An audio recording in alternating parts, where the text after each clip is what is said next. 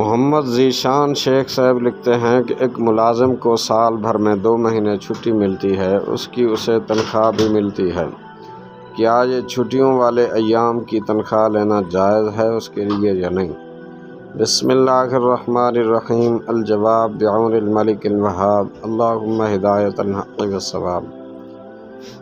جس جگہ یہ کام کرتا ہے وہاں اگر ملازمین کو چھٹیوں کی تنخواہ دینا رائج ہو، یعنی رواج ہو، تو شرعاً اس میں کوئی حرج نہیں، تنخواہ لینا اور دینا بالکل جائز ہے۔ سیدی امام اہل سنت الشاہ امام احمد رضا خان بریلوی علیہ الرحمہ معروف چھٹیوں کی تنخواہ جائز ہونے کے بارے میں لکھتے ہیں: معمولی تعطیلیں، مثلاً جمعہ و عیدین، رمضان المبارک کی، یا جہاں مدارس میں سہ شنبہ کی چھٹی بھی معمول میں ہے، وہاں یہ بھی اس حکم سے مستثنیٰ ہیں کہ ان ایام میں بے تسلیم نفس بھی مستحق تنخواہ ہے۔